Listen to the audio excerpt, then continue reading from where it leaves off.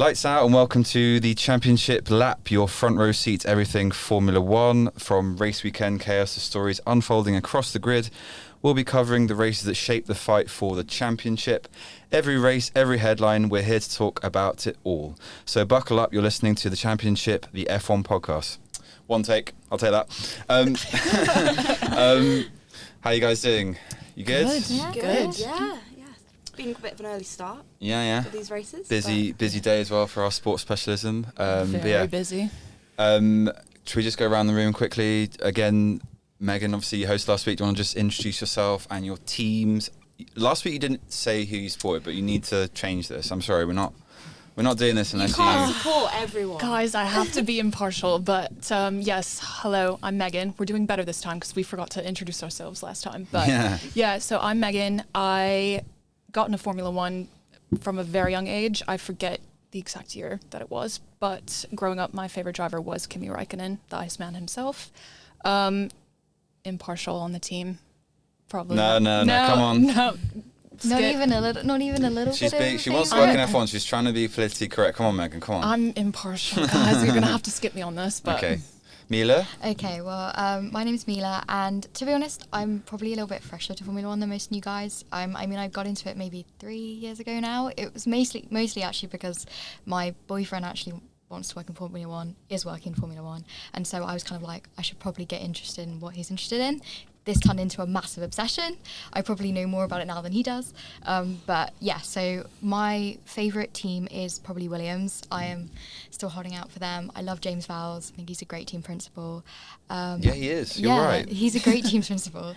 Reckon he'd be a nice person to work for. Yeah, That's just the sort of vibe I get. The whole culture of Williams seems like such a nice environment, even though, they are still struggling. But hopefully, we're coming up, hopefully, he said the 2026 regs may make a difference. Haven't yet, but there's still time. And yeah, do I need to say? Is there anything else I need to say? No, I think we've covered it. Yeah. That sounds pretty solid. Yeah. Lucy. So I've been a Formula One fan for. Oh, by the way, my name's Lucy. I've been a Formula One fan for as long as I can remember. I am a big McLaren fan. I was bred as a Brit when Lewis Hamilton joined McLaren in 2007. Nice. You have to be a McLaren supporter. And I just, even when he left for Mercedes, I stuck with them, and I stuck through a very difficult time for McLaren. You like pain? I do. Not in a weird way. I was going to say that did sound weird. I didn't mean it to. Sorry. But and purely then F1 sense. They had an incredible comeback, which we'll talk about how it's going this season later. Oh, don't you worry. I've got a lot of notes for this. Yeah, but I've been a Formula One fan for as long as I can remember, and yeah. Nice. Well, yeah, I am Robin, obviously, hosting this week's ep. I am a massive British driver, any British driver I'm a fan of. But Hamilton is kind of the guy that I have followed. I've loved him for years. I said last week, 2008, that championship, that's when I kind of got obsessed with F1, sort of early, how old was I? Maybe 8 or 9 at that point. So a long time I've been a big fan of his. And then as a result, obviously George Russell, Norris, obviously. So yeah, that's me. But we've got a lot to talk about. We had a big race weekend, obviously, in China, the Shanghai Grand Prix. Firstly, just a brief, quick mention about the sprint. I know some people are a bit indifferent with the sprint, but I think it's important we mention it. Obviously, Russell won, obviously got 8 points on the board, which is, as a result, did help him for Sunday's results for his championship bid. But yeah, that's what I've written, but I just wanted to ask, is there any other brief talking points you wanted to mention from the sprint? Because I feel like we shouldn't spend too much time, but we can't ignore it. I was quite Lucy? excited to see 2 Ferraris on the podium for the sprint. I don't think they're as far away as they think they are from Mercedes, to be honest. I think, give it 3-4 races, they could be very much a lot closer than people think. But yeah, Ferrari all weekend really impressed me. Okay. I would agree Megan? with that, because in the end, the first few races of the season, you're trying to work out the kinks of all the new updates and upgrades and everything. And they had a really good weekend overall. And same with Mercedes as well. It was a very standout weekend. So we'll have to see where it goes. But yeah, I mean, it's very clear, even in the sprint, what the kind of the dominant teams and where everyone is falling right now. But I mean, everyone says, should we even have the sprints ever? Like, that's the bit of the debate, isn't it? But I still think they're fun. It's just another thing, isn't it? It's another thing that we can include in our weekend. So yeah, I enjoyed it. It was good. I suppose the only thing for British fans or fans that don't live in China is obviously the early start. I think it was like 3 in the morning UK time, which obviously very early. As I'm very indebted to this podcast, but I'm not going to get up sadly for 3 a.m. in the morning to watch it live. But I did watch the highlights afterwards. But I suppose that's just you got to cater for the Asian fans that want to watch it at a normal time. So yeah, fair enough.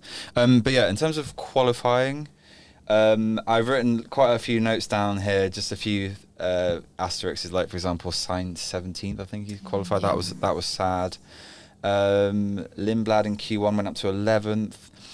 I wanted to quickly mention as well Colapinto, because the guys had such a terrible time of it at Alpine up to this point, and the whole race weekend it was very competitive. But I just wanted, in terms of qualifying itself, I think he qualified in 10th. No, sorry. 12th, sorry, overall. In Q1, he was 10th. So, yeah, just a quick shout-out. Does anyone want to say anything about Colapinto? I do feel like Briatore's maybe trying to do a little PR move after some of the clips that came out from Drive to Survive. Obviously, we know Drive to Survive is a bit more like reality TV than a documentary. Not everything that happens is what really happens. But I think there were quite a few shocking clips from Drive to Survive of Briatore, so I think he's very much trying to show that, no, I do like my drivers, I'm not this evil person. You said that you like them. In my brain, I just assumed they'd have got rid of Colapinto after how bad it was last season, and they kept him. Why do you think he kept Colapinto? I mean, it's interesting, isn't it? Because I think, like, last season, like Briatore had, like 4 or 5 different like reserve drivers, didn't he? And then he was sort of like swapping them in and out after Doohan went. But I don't know. I think this season Alpine are looking a little bit different. One, maybe is it like a change in the engine? Like obviously now they've got a HPP power unit. So is it something to do with that? I mean, like over the weekend in general, like Gasly was performing really well. So yeah, I mean, you wonder what's going on there. I do wonder if perhaps some of it and some of the reasons why they potentially kept him would potentially be sponsorship. I think Colapinto brings in a big South American audience as an Argentinian driver, and it's such a shame to think this, but it does make me wonder if they've taken that into account when they've chosen him to continue. Yeah. I don't know. I think it probably just come down to money, and also just like there's not that many out there at the moment that probably could replace Colapinto, like you say. So yeah. Anyway, just shout out to him. Red Bulls we're going to get onto in the race itself, but again a little bit of a mixed quali, I would say. Also shout out to Ollie Behrman, doing great things in, you could argue, quite a poor car. In terms of spec over the other drivers in the championship. So yeah, he went up to P10 in quality, which was really impressive. But the main man at the moment, he's only 19, he's not really a man yet. Qualifies in P1, Kimi Antonelli, youngest ever driver to take a Formula 1 pole. Megan? I mean, first of all, I do think it's down to the car. It's finally, I think, Mercedes has really got it this year. They've struggled, I think, the last couple of years. They weren't, I don't think you would say, arguably in a bad position last year, but I think now they've finally got it. And I think also between the leadership with George and Kimi being so young, I think they've finally found a really strong dynamic. Yep. And it's paid off the entire weekend. They were so smooth the entire weekend. Yeah. And also just a shout out to the Ferraris in quali, looking really consistent. Like, yeah, it's just nice to see competition, I suppose, is the word I was looking for. I think, going back to Antonelli as well, I think he's the youngest pole sitter by almost 2 years as well, which is, to me, the craziest statistic. Like, it's not even by a few months, it's nearly 2 years, which I think just shows, you know, what a potential world-class talent, or he is a world-class talent, but, you know, the potential he has as he gets older. Yeah, Definitely. yeah. And when Toto sort of decided to invest in him and sort of nurture his talent, I guess like he saw something which a lot of people maybe didn't or disagreed with. So. I mean, it's like he said to Sky Sports that, you know, people told him he's too young to be in a Formula One car. And I think Kimi and Toto have both proved a lot of people wrong this weekend. Yeah, I would say 100%. that so many people doubted him on that move because they were like, he's so young, he doesn't have any type of experience going up against all these veteran drivers. And last year, you know, he was trying to get his footing. It was obviously a bit rough start, but I think, as I mentioned last podcast as well, he's gotten his footing on the ground, and I'm excited to see where it goes with him. Yeah, exactly. Well, let's get to the race itself. I think just quickly going back to quali, Go for it, Lucy. we do just have to bring up the fact that Russell did have a problem in Q3. Yeah. So, Yes. for all we know, he might... Engine and brake, not- wasn't it? Yeah. so It was not a to quick take... fix though, right? It was. So he still managed to get a lap in. Yeah. And not to take anything away from Kimi, but we don't know what could have happened if George hadn't had that problem with his car. Still he got P2 right in quali, Yes, Russell, yeah. even with the quick fix and the engine brake. Yeah, interesting. Yeah, good point. Fair point. But yeah, let's just move to the race itself. Quite a Lucy's seen what I've written here. Yeah, a bad start to the season for McLaren, Piastri, in this race as well, and Norris. Do we feel, Lucy, obviously you're a big McLaren fan, so come to you first, but do we feel a bit sorry for Piastri now? Obviously missed out on the championship last year, mixed obviously this year. I'm being kind with the wording here. But yeah, Lucy, give me your thoughts on McLaren generally and also Piastri. I find what Piastri is going through quite interesting. I think he's a very introverted person and he doesn't really say ever what's happening to him and how he's feeling. So I would love to know what's going on in his mind right now because he came out of the end of a season that wasn't ideal for him. Like, you know, he's getting double disqualification in Vegas, then obviously the mess in Qatar, and then missing out on the championship in Abu Dhabi. And Qatar now was the race where both cars didn't get any points, right? Because of the engine stuff. so No. they didn't pit them when Okay, they yeah. should have pit them.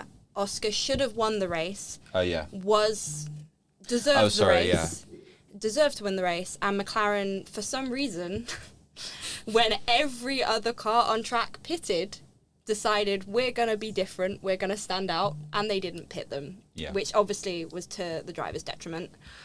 So I think he's come into a season already off the back of a pretty bad end of last season. Oh yeah. So I think he's probably, not to speak for him, but he's probably struggling a lot mentally right now. Like, must be quite a hard thing to deal with. The thing I said last week, I think on the first ep, was like it's like the pressure of the first championship.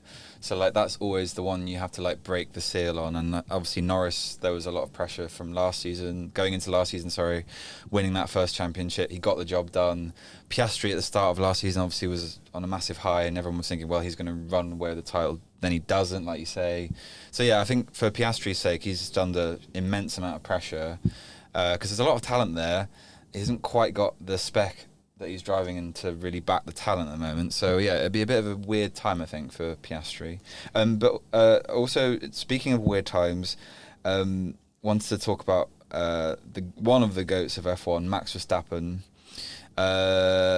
6 positions down on the first lap, no turbo spool, obviously from the race start. That was a bad start, obviously. I don't think it's maybe Max's fault, Mila. I don't know what you think, but yeah. Yeah, no, I think it's obviously in the Red Bull, they're struggling with their race starts. That's very obvious. And we can see that Ferrari, however, are really, they're on top of that. And that's really given them an advantage. But it's kind of really frustrating for him because, normally it's the Max Verstappen that even if he started in the pit lane, he'd be up in P3 by the end of the race. That's kind of what I feel like. And now he's struggling to even make places and get into the points. And it just doesn't make sense. But in the entire Red Bull sense, I do think Hadjar is dealing with the car pretty well. I mean, obviously I know he spun out at the beginning, but I would say that as for second drivers go, I think he's doing a pretty good job.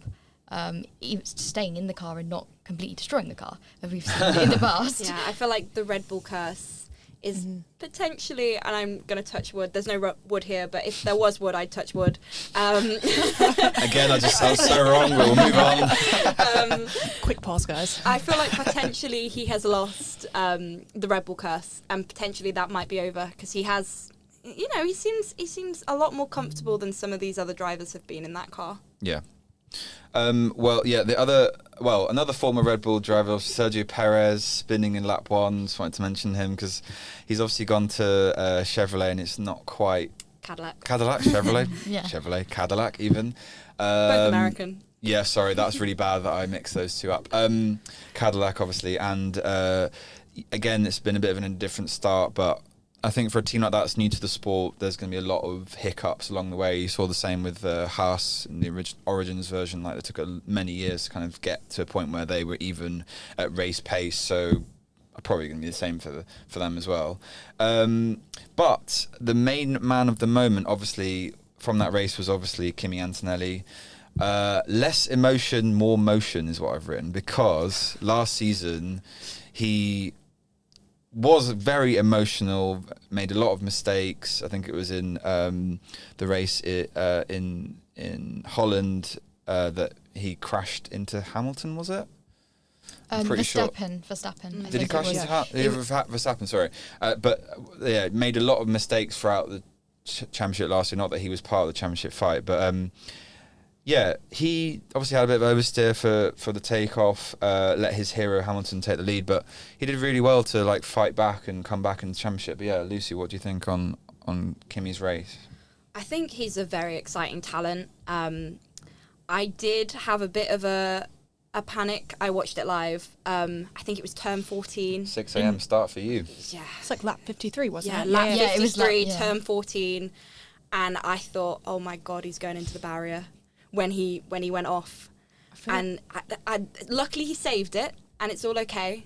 But I did think it was going to be a George Russell Canada moment. Or was it George Russell Singapore 23, right? When he went into the barriers then. And I thought, oh, no, like father, like son, like this is, you know, but luckily he kept it going, and I think it was a thoroughly deserved win. You know, when you're going up against the types of people he was going up against, you know, you've got your much older and more experienced teammate, you've got the likes of Lewis Hamilton, Charles Leclerc. I think he handled himself really well. He didn't panic under pressure, and I think, you know, he's got all the takings of being an incredible Formula One driver as he gets older. Yeah, because I was trying to think, because on lap 2, obviously, big straight into sector 3 into corner 14, it kind of felt like he took that lead at that point, and kind of like, okay, there was a few back and forward with Hamilton, but I never really felt worried for Antonelli in that race. But other great narratives from that race was obviously Hamilton, my boy Hamilton. Doing really well in that race. I just love the fact that he's got race pace now. Just like, I feel like there was a few glimpses in a Ferrari car last season. I think it was he won the sprint actually at the Chinese Grand Prix last year, didn't he? And then after that, never really did anything in the car, and always seemed really sad. And that always made me sad, because it's like, oh, he's just like this legend in like this go-kart. Unfortunately, last season, but they seem to have fixed it. They replaced the race engineer, which is probably a good thing, because I think that guy didn't have a good relationship in the car. Like, there's lots of memes about him like telling him to like stay out of track, and then Hamilton be like, no, we're not doing that, and then him having to retract the statement like mid race. Like, some stupid stuff went on. There was a race last year, wasn't there, where Lewis literally went, "Did I do something wrong?" to his engineer. Yeah. So there obviously is not a good relationship there. Yeah. Yeah. But I was just going to say, on lap 26, though, into 27, there was multiple back and forward between Hamilton and Leclerc. It felt a lot, Megan, like Bahrain 2014, when Rosberg and Hamilton were fighting out in two Mercedes cars. But yeah, what did you make to Hamilton's performance yesterday?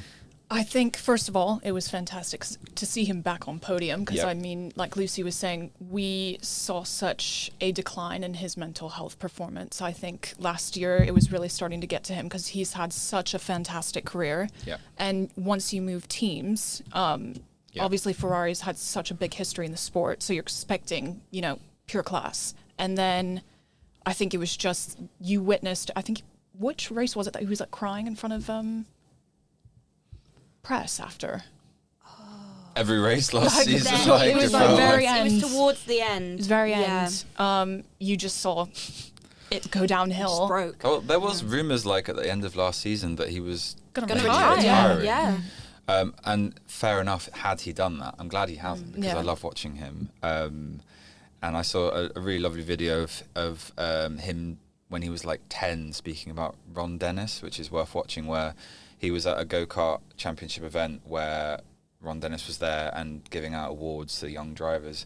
And Ron Dennis is like, this like tiny, like 2'2" kid just come over to me and be like, "Hi, I'm Lewis Hamilton. I'm going to race for you in like 10 years. And obviously, look, the rest is history, right?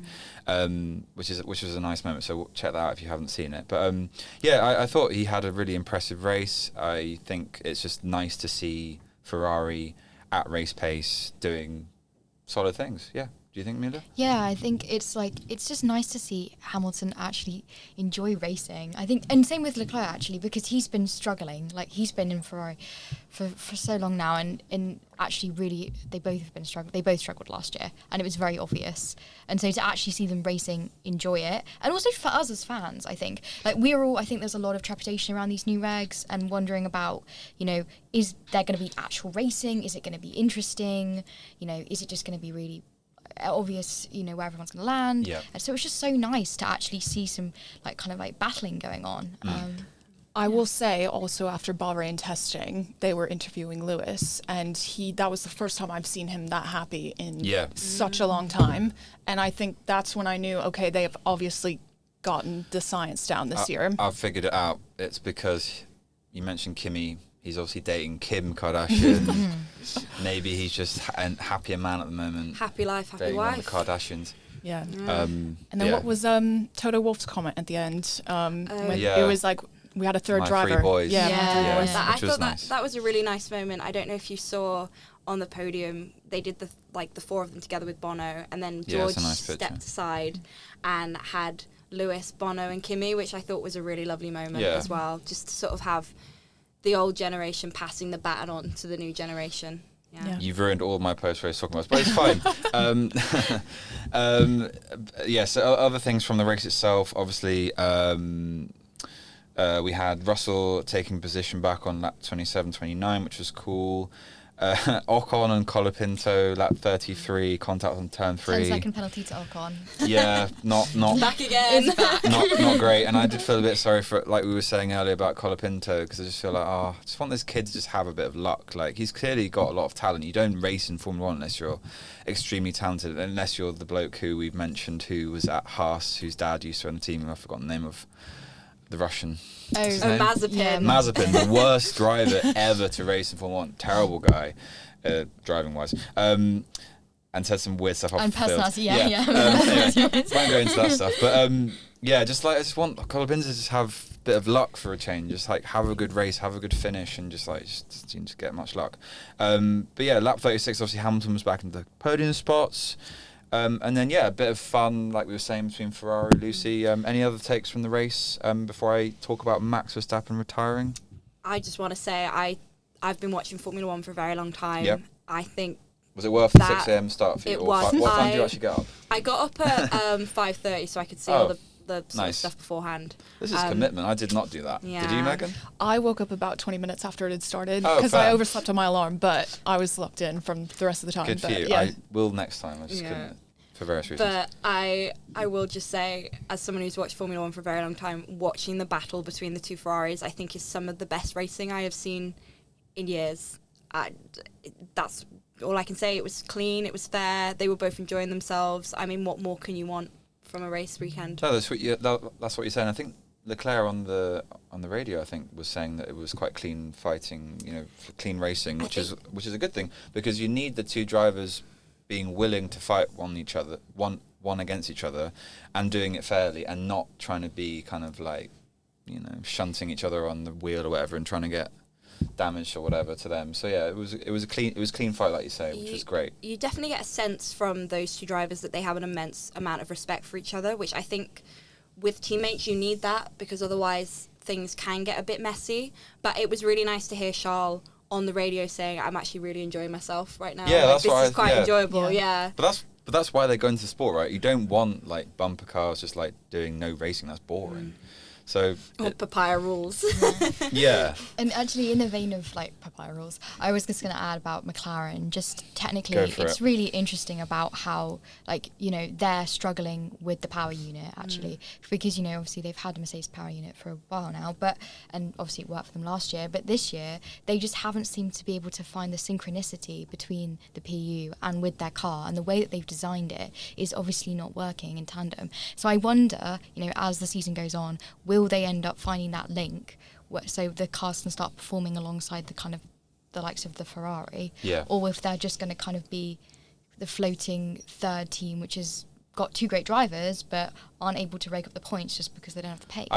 You know, the impression, the vibe I get from that car is that, like, do you remember a few years ago when Red Bull was kind of on the cusp of the championship, but Mercedes, who obviously are now the top team again, it would seem, sort of floating, like you say, and I can see like the drivers themselves having good seasons, but the cars themselves not, if that makes sense. So, like, they'll do as well as they can. Max had it a few years ago where he just couldn't quite push the car to match Mercedes' car at the time, but was still getting results, especially around the summer months. Like, certain cars are suited to certain tracks, so you'd often find like Red Bull be really good in Austria and places like that, which makes sense because obviously good for sponsorship and stuff. I bet you will see the same. Like around the summer, the British Grand Prix and stuff, they'll suddenly come alive, but it might be one of those seasons where they have a bit of an indifferent time of it. That's kind of my feelings. I did read that there's going to be some investigations going on between McLaren and Mercedes to try and work out what is going on with this power unit. And obviously McLaren are between McLaren and Mercedes? Yeah, okay. So, yeah. With HPP, right, yeah. Right, okay. Not the F1 team, not the F1 It's so team. interesting as well because I mean, the FIA went to HPP, they went to Brixworth, they checked it all out, and it all seemed fine. Yeah, so. I don't think it's like an investigation. Illegal, yeah, I think it's more like they're going to work together to see what they can do to make the most out of this power unit, because there's obviously something not working or there's something not quite right with this power unit. Another thing as well is I know McLaren are going to be bringing an upgrades package, I think I read, to Japan. I know it's probably going to be quite small, but we'll see if that helps them at all as well. Will the upgrade package be starting a race, or I don't know? I hope so. Yeah. I can only sit through so many without them there. It's painful as a fan. But yeah, just before we move on, is anything else to take from the race itself, Megan? I will say that Alpine had a very good weekend. They did. Yeah, I mean, despite you compare it to last year, it was terrible. There wasn't a season, was it? They didn't have a season. Yeah, besides fighting over 17th a few times back and forth. But yeah, they had a really great weekend, and even Franco finishing P10, he scored his first point since 2024. So really good weekend for him. Despite the crash as well with Ocon, right? So that is mightily impressive. Yeah. I think shout out as well to Ollie Behrman as well. Fifth. Yeah. Oh, yeah. Fifth is crazy. Sorry, I didn't Yeah. mention him. Yeah, you're right. In a Haas as well. Like, that's, I don't know how he even managed that. He's so talented, isn't he? I was going to say, maybe the reason I didn't mention it is because there was so much excitement at the top of the grid, which obviously what we won. We don't really want to be talking about like the midfield, like, because that's not really why people watch F1. Is it? Well, maybe the purists do, but the casual fans are here for like P1, P2, P3, right? So it's a testament to the three drivers that finished where they did, Hamilton, Kimi, and Russell, that we had such a good fight at the top of the field. But yeah, some great midfield battles, like you say. But yeah, I also wanted to ask you before I get onto the post-race stuff, and then talking about the Japan Grand Prix, which is next in 2 weeks' time. A question here that I saw on BBC Headline today. I think it was floated over the weekend as well. Is this better for racing, the current format, or the wording they said is Battery World Championship? Yeah, what do people think, Lucy? I think there's a bit of nuance to this. I think I can see both sides. From a viewing perspective and from a fan perspective, I think it's been more enjoyable to watch than it has been in the past. You know, at least we don't have the DRS train anymore. Yeah. But I think the problem with this at the moment is that I feel a lot of the skill required in Formula One that set it apart from other series, especially with overtaking, I think we've lost that with these new regs. I think it's a lot easier than it used to be, which is great for watching, but For the overtakes. Right. But is it great for the actual drivers, and is it great overall for the sport, and does it now set it apart from, you know, lesser series? And in terms of the battery, I think, you know, every time there's a new reg, that is the question. And I think give it a year, and then I think maybe we can make more of a comment. I think people are too quick to make the decision at the moment because, I mean, it's only been 2 races. Sports fans don't like change, do they? So, no, yeah, you're right. no, We're probably part of that as well. Yeah, I think, you know, let the teams find their footing. That, you know, this is a 50-50 hybrid, you know, V6, right? So it's completely different to what we've ever had before. I think let the teams find their footing before we make any comments about whether or not it's rubbish regulations or whatever. I think we need a year. Here's a question for you, Mila. I'll ask you first. Would you watch F1 in, say, 30 years' time if, you know, for obvious cause with climate change and, like, trying to be better for the planet, all the rest of it, if F1 took a stance of just being like, we're getting rid of combustion engines and we're just going full electric, would you still watch the sport? Then you're watching Formula E then, aren't you? I mean, okay, well, no, I see your point. I just mean more like if we get to those narratives where we have to, you know, for the planet or whatever, what do you think? It's a challenge, isn't it? Because I think, are you watching F1 then for just the legacy and the culture of it? I guess, yeah, rather maybe. than just the speed. I mean, I saw some interesting stats about pace, especially around race pace. So, for example, last year, if these cars qualified, like they did last year, Ocon would be P2 with the times that he was pulling this year. Yeah. Oh, wow. If they were racing last year. So it just shows you that the pace of the cars are so much slower. But I don't know if I feel that when I'm watching it on track. Obviously, I'm not there, but on the TV, I mean, I'm not looking at, you know, the speed monitor per se, and I would still say I'm enjoying it. But I will say that this kind of racing is a lot more kind of driver-led strategy. I feel like they're thinking whilst they're racing. It's driving chess sort of. They're like, I think especially with like Leclerc and stuff in Australia with him and Russell, he was sort of learning as he was driving, like where I'm going to overtake, where's the best time to, you know, utilise the boost, all those things. So those drivers are thinking, and they obviously have engineers as well, but there's that kind of like, I kind of like that. I kind of like the fact that they're using, it's not just about driving the car and having a car that goes fast, it's also about thinking on your feet kind of strategy with the help of engineers. Yeah. So I think I would still watch it, you know. Okay. Megan? I think I would as well. But that's also because I have a very strong attachment for the sport. Yeah. And I think it would be quite interesting to see the comparison. Because, I mean, obviously technology is evolving every single day for sport, especially in Formula One. So I probably would watch it just to see the historical aspect of the changing of the cars. Because, I mean, even you compare it 20 years ago, all the changes. Yeah. It's got a lot cleaner, hasn't it? Yeah. Like the measures have been put in place to make the sport cleaner. Yeah. All the travel stuff and the logistics. Obviously, we're going to get to the cancelling of two races in a second. But Lucy, just quickly as well, what are your thoughts? I am interested to see how it's going to go in Monaco, because obviously the cars are smaller now. So I'm quite interested to see Might be a race. Yeah, instead of, you know, quali shootout and then that's also, it. I don't know how you feel, but I'm a bit old school. I quite like the sort of prosaic nature of that race, and just kind of like, I like Red Bull cricket. Like, I'm a bit boring in some ways. Like, I like all those kind of traditional aspects of sport, like Wimbledon, Monaco. You know, in the summer as well, it's quite a nice start to the summer.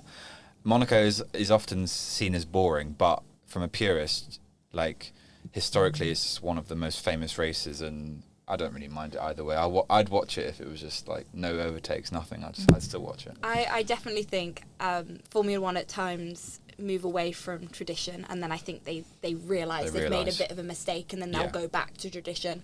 And I am also a purist. I would not want Monaco to leave the calendar, no matter how boring it gets. So would you still watch it if it was pure battery in like 20, 30 years? You know what? I do enjoy watching Formula E. So possibly, but I think there's a way to go. What would they call it? Formula 1E. 1E. Brackets. Yeah. I think there's a way to go with an electric battery, though. Yeah. I want to see the cars the speed they were. You know, like back in, like, they were talking about electric cars having like the sound of a combustion engine. Maybe they'll just do that. They'll get like big speakers on the back of the Formula One cars. Yeah, having watched make them sound. Yeah, having watched an FE race, there are they don't sound great. It sounds like a little remote control car, doesn't it? It does. Sorry, Formula E fans out there. Well, I mean, there's also like Formula Student in most UK universities as well. They're building a battery powered car as well, so they're kind of already doing that. But yeah, so post race, we've spoken sadly off about all my points. I was going to mention it, but I was just going to say as well. Obviously, happiness for Toto. I really enjoyed his post race on Sky with their presenters. That was really nice. Just nice to see Toto looking happy. Well, he was happy last weekend, but I just like Toto. So yeah. No, I was just going to say as well. Like I don't know if you guys seen the Drive to Survive series. Obviously, Christian Horner was on there, I think, right at the end. Maybe I'm giving a bit of a spoiler, but I haven't seen the series, but I've seen the clip online of him getting a text message from Toto. Have you guys seen this? Yes. I've seen a clip of it on Twitter. Yeah, I haven't watched it's the quite whole sweet. series. Like, they clearly have a very healthy sort of competition going on between the two of them, and you need that in sport. And I just thought it was quite nice. Like, I was like, I sort of saw a different side to Christian Horner. I'm not his greatest fan. I mean, I don't hate him, but I obviously I'm a big Mercedes fan, so I've always found a bit of rivalry with him. But yeah, it was just quite funny to see that kind of interaction between the two of them. I feel like Zach Brown would not send the same text No. to Christian Horner. No. Well, yeah, we don't want to. The allegations are they don't get along. Yes. We'll leave it at that. But yeah, other points to mention. Obviously, the championship itself. Russell is still 4 points clear. We were talking earlier about the sprint. Obviously, that was a value for Russell, maybe not necessarily all racing fans, but it helped him out. He's still 4 points clear. I was going to say, we asked last week of predictions for the title race. We'll get on to the second, but yeah, do we think there is a viable championship this year between a few different teams, Mila? I think obviously right now Ferrari are showing to be competitive. I think like full length race wise, you can see they start to peter off near the end, and obviously Hamilton is saying we need to find that extra push. What are we not getting? Keep pushing. Keep pushing. I mean, they start because they have great starts and they're able to maintain, but I don't know if it's tire degradation or what. But by the end they're just losing it. So I think right now obviously it is looking like it's going to be a Mercedes. So you don't think there's going to be an actual constructors title? It's just going to be Mercedes 1-2.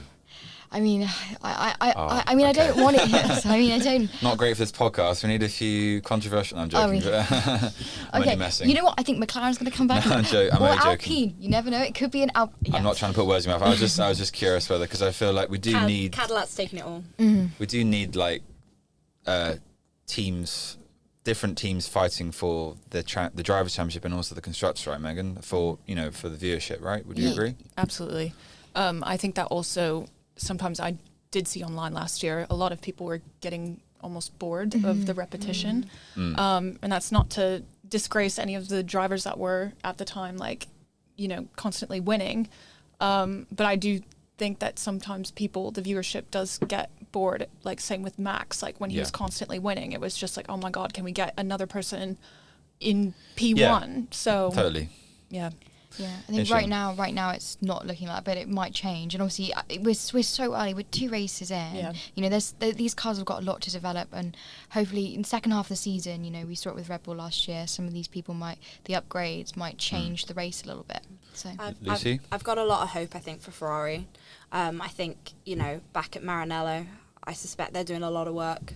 And I feel like with the culture at Ferrari and how it's just gone so wrong for them for so long, I just think it would be such a beautiful story for them to potentially have this comeback.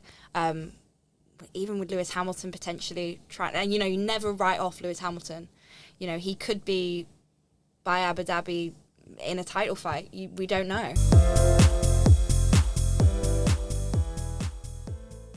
Okay, so we've spoken enough about the race itself. So yeah, maybe we should do a little bit of a preview now on the Japan Grand Prix, guys. So yeah, it's obviously in 2 weeks' time. So but just get your thoughts, Megan. If we're doing predictions, I don't want to be basic, but I just feel like Mercedes is so dominant right now. I feel like it's gonna either be I feel like George is probably going to take this next one. I would love to see Ferrari back up on the podium as well. I don't know, as far as like middle of the pack, it's usually been the same because I mean at the bottom of the grid it's just been, Aston Martin, Cadillac. I don't know. It's going to be quite interesting to see though. I'd like to see maybe some better changes for Max Verstappen as well in this upcoming race, but yeah. Mila?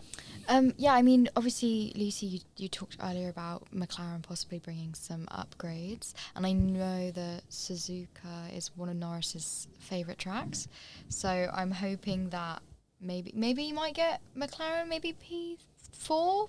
I would like to see something Get for out Oscar, of, right? Yeah, or Oscar. Yeah, I mean, for Oscar, I really want to see. I would, because I also love Piastri, so I would love to see him getting even a P4 or P3, like a podium at least. I would love to see Oscar start a race. I know the standards are quite low right now, but that would be great because it hasn't happened so far this season. Obviously, he has started and the finish a sprints race. And finish a race. Yeah. Thanks for that. That would be great. I think McLaren, I think they just need to concentrate on what is going on with this power unit. And I think with this, maybe this mini upgrades package, I think, Mila, you're right that, they could, potentially get a podium, 4th, 5th. But I don't see them challenging for the win. I think Mercedes is far too dominant for that. Obviously Ferrari as well. Suzuka, Lewis likes that track. So I think that would be quite an interesting race from him as well. Nice. I think also I'd like to just see from a Williams perspective. I'd like to just see them try and, I mean, they're in a bit of a rut right now, and obviously Albon is not really having the opportunity to, he didn't race at the weekend. So it would be kind of nice to get them in a place where maybe they weren't P17, P18, but maybe just get them into the mid, maybe like a P12. Yeah. That would be nice. I mean, Carlos, I think he finished 9th, no? Yeah, but that was also because most of the grid was off. Yeah, I mean, we can take the small wins, but yes. He got points. He did get points, which is wonderful when you're in a Williams. So, yeah, anyway. Megan? What about you? Yeah. Oh, sorry. Did you already say something? Okay, I'll cut that out again. No, sorry. I'm waiting for you. Yeah, I think that I think it'll be a solid race. It's one of my favourite tracks. If you ever play the F1 game on PS4, it's a really fun racetrack to just drive on. So yeah, I just want an exciting race. I'd like to see, like you were saying, McLaren's back. They normally do quite well. They did quite well last year, I think, that track. So I think that would bode well for them. And yeah, just to see again a very competitive race. Lots of narratives, lots of overtakes in a sensible way. Maybe not like Lisa was saying, like every 5 seconds, but we need a bit of a fight during the race. So yeah, should be an exciting race, but I'm looking forward to it. I will say, this is just posing it to all of you guys, how do you think that Kimi's going to fare at this next race after a really great weekend? I think it'll go one of two ways with him. I think, he's quite young. And this could be a lot of pressure for him to now perform in the next race, and it could crumble.